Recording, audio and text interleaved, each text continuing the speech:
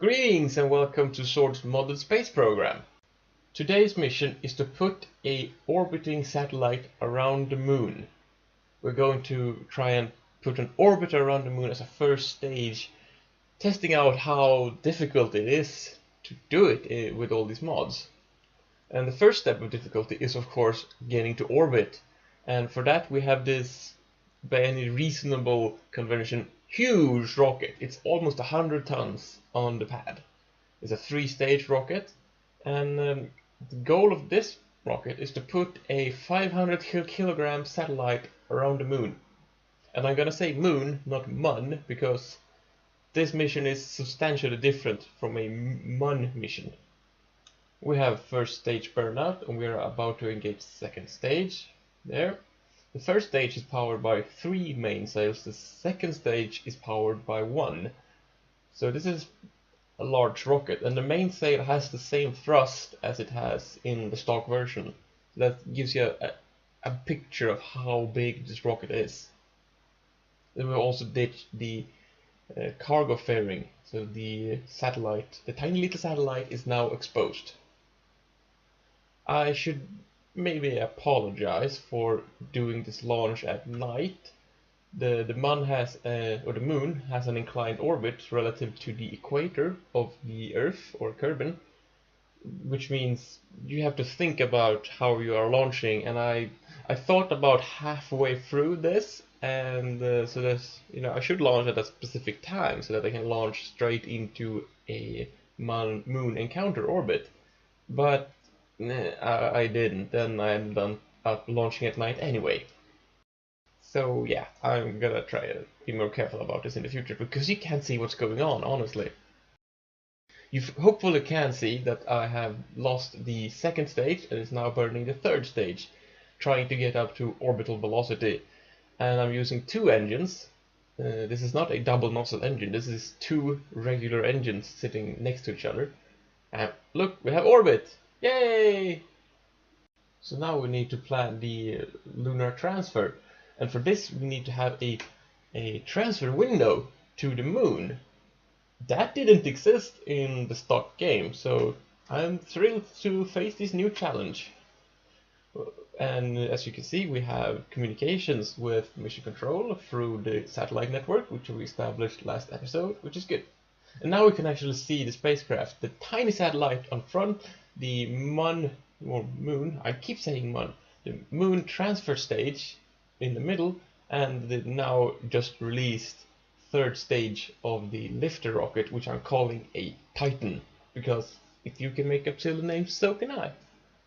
So we just lower the periaps a bit and let the third stage of the lifter go.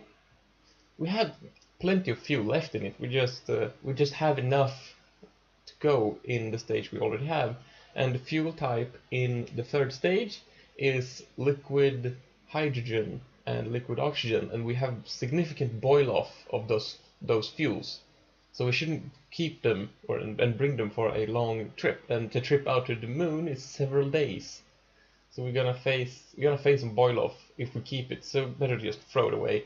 The fuel type in all the fuel that's left is the stable hypergolic fuel. That's MMH, or whatever its name is.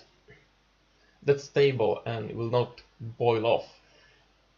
So this is very interesting, these different fuel types. You have to experiment. How are you going to prioritize stability? Are you going to prioritize weight? Are you going to prioritize specific impulse? I love it. So we have done the transfer orbit to the moon, and from here on out we're going to start feeling the effects of light speed lag. So we have a timer. It's currently really low and you can't tell, but as soon as we get out to, well, maybe even shorter distances where the maneuver node is now, you're going to have some lag. And if you don't have the connection, which I think we're going to have all the way, I'm not sure, if you don't have the connection, you can't control it. You can't program your vehicles beforehand to execute maneuvers you have already to do, but you have to have forethought to do that. So I'm experimenting here. There's a feature where you can tell the spacecraft to execute a node, and it will do it regardless of if you have contact or not, and it will do it on time rather than you having to guesstimate when to push the buttons. So it will do it for itself, and that's very handy. We also deployed the second antenna, the dish, which is necessary to get range this far out. You actually have to modify the mod, the remote tech, to get correct values. You have to basically increase the range 10 times for all the antenna to make it somewhat realistic, and you have to reduce the power drain to 1/10 also to get it more realistic, because you have the sun a lot farther away. So we're arriving at moon orbit, and the spacecraft is doing its own burn, and we have moon orbit. Well, that wasn't so hard, was it? We have almost used all the fuel in this big fuel tank, but whatever. So let's try some orbital maneuvers, shall we? This is really where what we're here to test. How obnoxiously difficult is this? Is it even difficult? Do I have to install KOS to do the moon landings when I'm using a probe? Obviously, when it's manned, don't need no stinking autopilot. So I think the way easiest way to do orbital maneuvers is to plan a node and tell the spacecraft to execute the node. I mean, even with the current 2.5 second lag, it's almost completely impossible to do anything useful by hand with the spacecraft. I don't even want to think about what it's like when you're out around Mars or further, when there's several minutes or hours of signal delay. Yeah, I have a strong feeling we might actually be forced to use KOS autopilot. Well, can you call it an autopilot when you write it yourself? I mean, you're writing the program that the ship follows.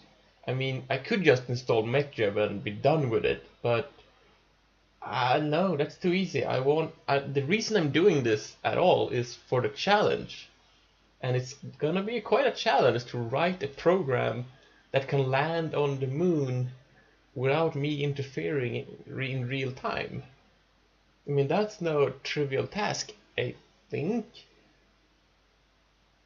Anyway, we have established a low lunar orbit, and we ditched the transfer stage. It's now just the satellite, and as you can see, it's I think it's drunk. It's at least very, very hard to control. You can put in directions where you want the spacecraft to point in the remote tech flight computer, but this spacecraft is apparently super, super, super unstable. So it's barely able to orient itself at all. That is something I have to take into account when designing future missions. How stable is the craft when it's turning on its own? This one obviously has a reaction wheel at the back, which makes it tumble like a tumbleweed. But yeah, I have to take this into consideration for future missions. You're learning a lot in this episode, at least I am. How to use everything, that we absolutely have to install KOS, and what you need to think about when designing your spacecrafts. Hopefully you, the viewer, is also learning something, and if you do, please join me next time.